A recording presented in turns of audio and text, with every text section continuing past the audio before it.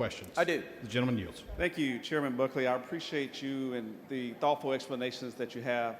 You know, sometimes bills have unintended consequences, so I want to ask you a series of questions to really alleviate some concerns that many of my constituents and stakeholders have that this bill has a discriminatory impact, okay?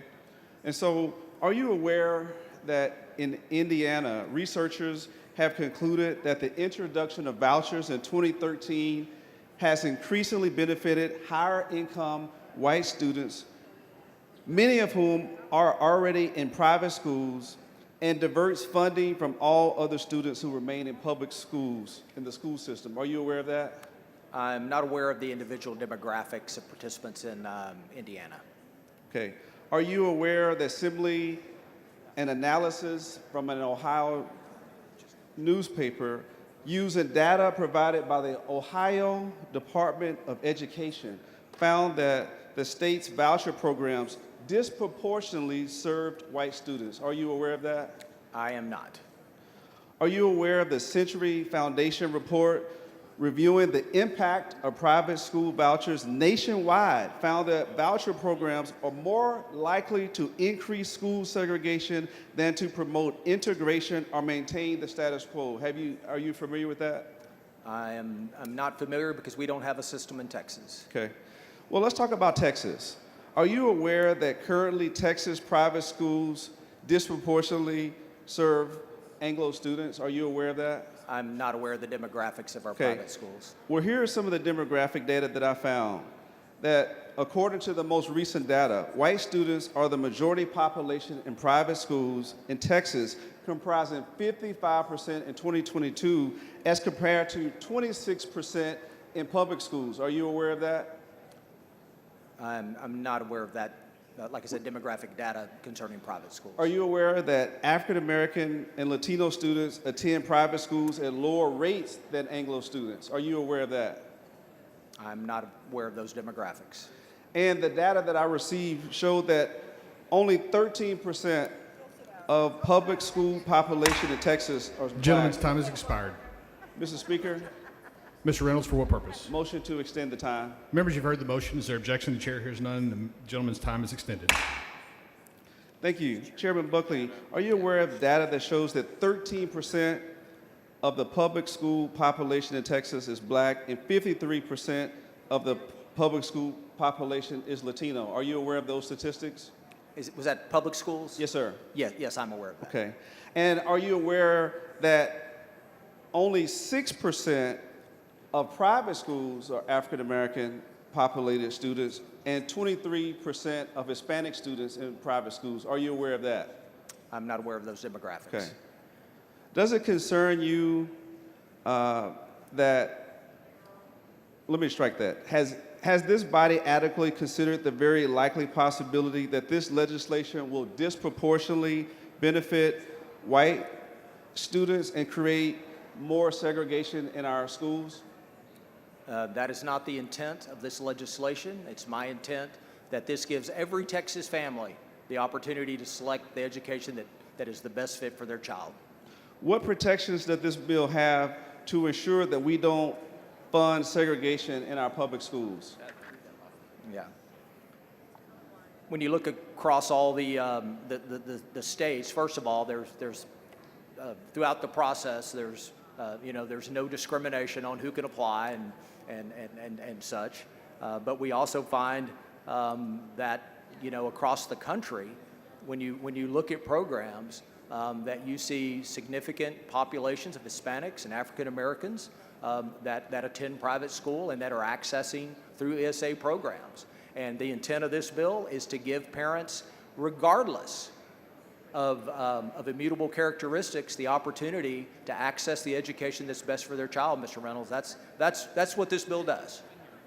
So, Chairman Buckley, when I looked at the proposed section 29.370 of the bill, which establishes an annual reporting requirement for each certified educational assistance organization, I see that subsection 1 requires educational assistance programs to collect and compile data regarding program applications disaggregated by age, but not by any other factors outlined in proposed section 29.3715. Isn't that correct?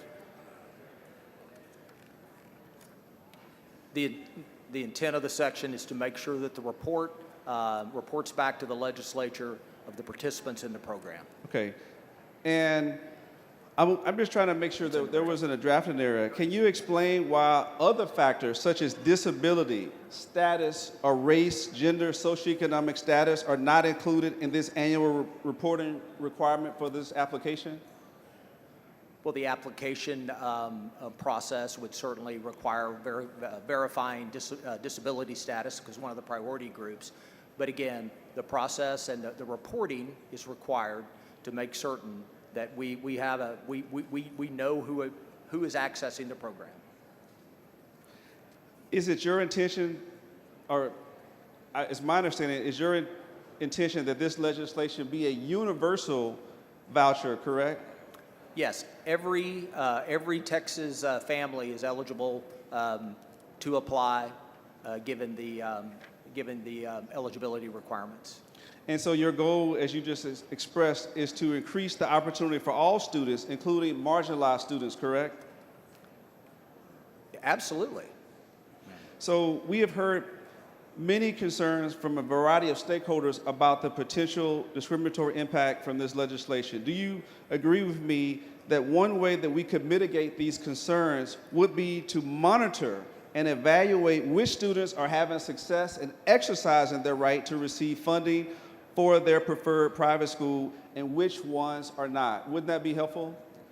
I believe that it is important that the program reports information about students and primarily that it provides access to all students, and it does. There is no Texas student that is not eligible. Chairman Buckley, are you Yeah. And aware of the Texas Bill of Rights? yeah. Well, let me bring you to the report that must include the following demographic information: the child's grade, the child's age, the child's sex, the child's race or ethnicity, the school district in which the child resides, the district campus that the child would otherwise attend, the child's zip code, the date of enrollment in the program. All of that is reported by the comptroller based upon the bill. Thank you. I'm making a note of that. Yeah, yeah, page 35 of the bill.